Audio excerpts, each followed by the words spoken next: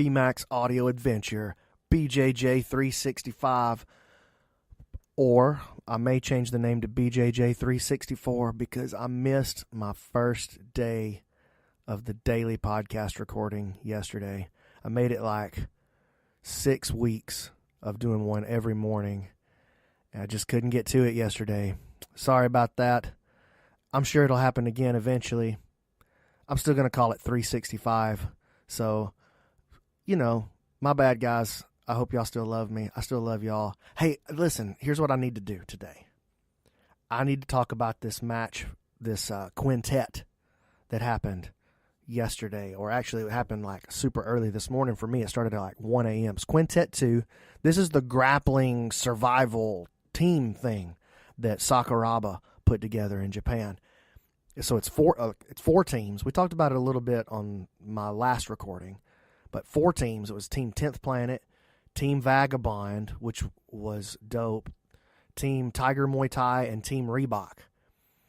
There was some incredible action. Listen, I got to be honest with you. This was my favorite grappling event that I've ever watched. It was like watching a movie play out. It was kind of like watching blood sport for grappling, but it was in real life. It had literally everything that you could want for drama. It was unbelievable. Vagabond had a sick team. They had Satoshi Ishii. They had Joao Assis, Sukalaski, Andre Kazushinak, I believe is how you said his name. It was an incredible team. And then Team Reebok, they had Sakuraba, Daisuke Nakamura, and then they had this other dude that I had never heard of coming into this thing, Hayasam Rita. So he's from Ghana, not Guyana in South America, but Ghana in Africa. And he is a giant beast man, super athlete. So what happened in listen, spoiler alert, all right? If you haven't watched it yet, it's on Fight Pass. You can pause this now and go watch it, all right? Let me tell you how the rule set worked before I kind of recap it. So the way it works is this. It's team versus team. So there was 4 teams. 10th Planet versus Vagabond on one side of the bracket, and Tiger Muay Thai versus Reebok on the other side of the bracket. You got 5 guys on each bracket, right? 8-minute rounds, and you're playing with a total team weight rather than in weight classes. So what you do is your team picks the order of your competitors, and you go against the chosen order of the other competitors, the other team, right? So what we did with 10th Planet, we went PJ Barch, Boogie Martinez, Gio Martinez, Amir Alam, and then Big Red, Adam Saknoff at the end. All right? And so what happens is our first guy squares off against your first guy. If it's a draw, they're both out, and we move to the next 2 guys in the bracket.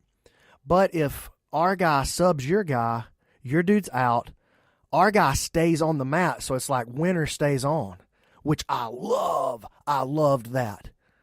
That's what added so much like awesome drama to it. And it doesn't matter if the next guy's close to your weight class or not. You got to fight him, right? Incredible. So Tiger Muay Thai goes up against Team Reebok. That's the first thing that happens. First match, good, fine, draw, And then we get to Hayasam Rita. He's the 3rd guy up for Team Reebok. All right. He takes out 2 of the Tiger Muay Thai guys, like bam, bam, two toe holds in like 30 seconds each. And then he gets Stuart Cooper. Stuart Cooper's the last man standing for Tiger Muay Thai. And Hayasam Rita taps him as well. Longer match, but only still like 3 minutes long. And he taps Stuart Cooper. So this dude from Team Reebok, from Sakuraba's team, he took out 3 guys. And the last 2 guys from Reebok, they didn't even get a chance to jump on the mat. That was Nakamura and Sakuraba. They didn't even jump out on the mat.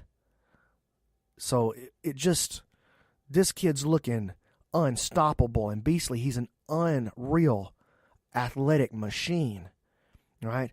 So then it comes up 10th Planet versus Team Vagabond. All right, so PJ Barch, who, in my opinion, is one of the most underrated grapplers on the planet. He has his first match, and it's against Sukalaski, right? And that kid was really good. Anyway, it goes to a draw, and so they're both out. Next up comes Boogie versus Joao Assis. Incredible matchup. You know, Joao Assis is very decorated Brazilian Jiu-Jitsu black belt, right? And then Richie, who the 10th Planet guys, we know how legit he is, but he doesn't get the respect I think he deserves on the larger scene. And so Boogie, what happens is Boogie throws super heat at Assis. All of the offense, 100% of it, came from Boogie, and it was all rubber guard offense. It was incredible. Assis, he would counter, like he got stuck in some really bad positions in the rubber guard, really bad. He got put in the stocks, and I thought it was over at that point. Serious shoulder lock that Richie had him in, but he survived. And every time he would survive, he would step out and step into a leg entanglement. And then Boogie would escape really quickly, and then it would be right back to Assis trying to pass low with that heavy, like Joao Assis style passing pressure, and Boogie would slam him right back into the rubber guard. Anyway, it ends up going the distance. So both of those guys are out. Now we got Gio versus Satoshi Ishii. And Ishii came in at 107 kilos, which is enormous. That's something like 250 pounds. I don't know exactly, but that's something like 240, 250 pounds. And then Gio's running in there at 66 kilos, which is like 145 pounds. Ishii passes Gio's guard, gets a Kimura. I thought he was going to rip Gio's arm off, but Gio survives. He survives. He pushes, and he pushes for the draw, and they get the draw. And now both of these guys are out. Now, I know that sounds like, oh, my God, 3 draws. Dude, there were 3 exciting matches, and because of the nature of, like, the structure of the event, the draws didn't matter. It didn't matter that they happened. Like, it didn't make it any less exciting because you knew it added to the drama of the team event.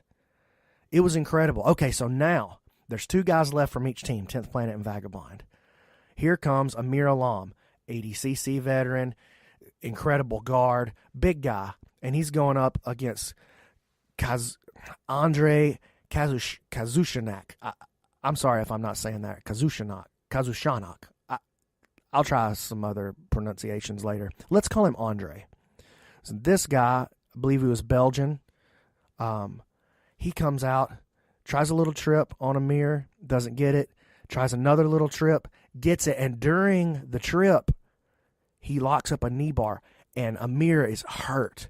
He has to tap, and it looks like he's injured, and he's not going to be able to continue. Really bad. They had to help him off the mat. Really scary. And, Amir's my friend, so I really didn't like seeing that. And so now we got this dude who just tapped out. Amir, there's 2 guys left for Vagabond, and there's only Big Red left at the end. Okay, Big Red, as you might imagine, pretty big. Adam Saknoff, black belt, runs his own school out there in the San Francisco area. He steps out, and Andre tries to get in on the legs against him as well.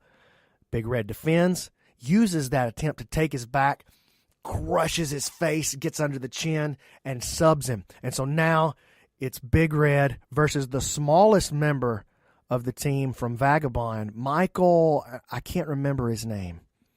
It starts with a D, I'm pretty sure. But anyway, he's the smallest member of the team. And it ends up Big Red takes his back, has his back for pretty much the entire match. Body triangle, all of that stuff. And Big Red ends up not getting the tap, forces a draw. But because of like the incredible offense from Boogie, the incredible offense from PJ, Big Red's incredible offense, the judges give the team victory to 10th Planet. So it moves on to the finals. 10th Planet versus Reebok. And Reebok's just Sakuraba. He's just assembled this group of bad dudes that he knows, right? So round 1, Nakamura versus PJ Barch. Barch is all over him, all over his back, but a draw. Both of them are out. Round 2, Boogie versus Sakuraba. And I want you to just consider for a moment. Now, I know Sakuraba, he's past his prime. He's older now. But just imagine what it must be like to fight Sakuraba in Japan. Like, it's got to be the most surreal moment of Richie's life.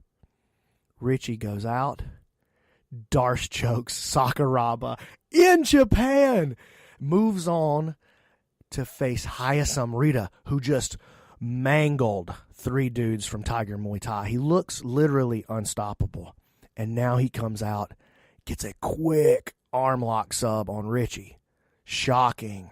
Even the announcers were like, I can't believe he did that. And so now this dude has subbed 4 people. Gio is now out onto the mat.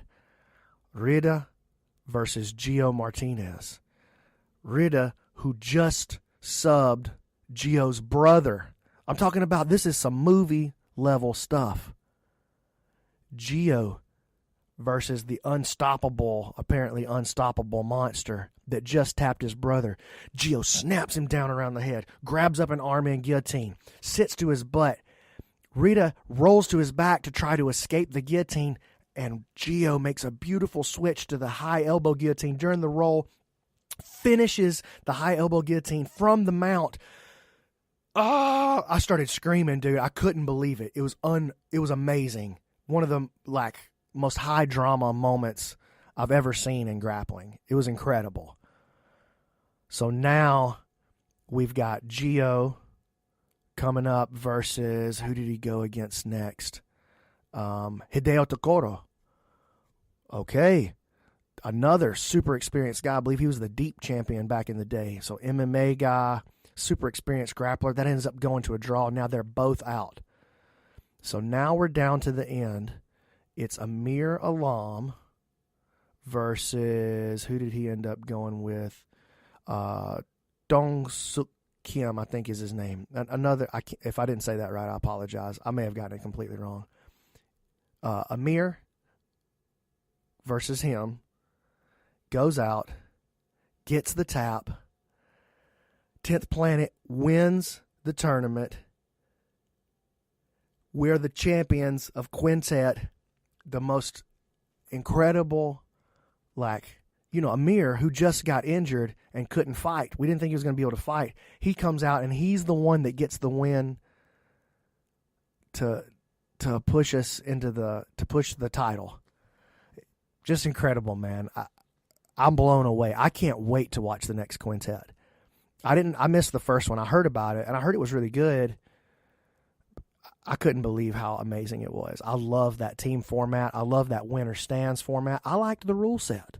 I liked that there were no heel hooks. I liked that there was no closed guard. They were pushing the action, doing quick stand-ups.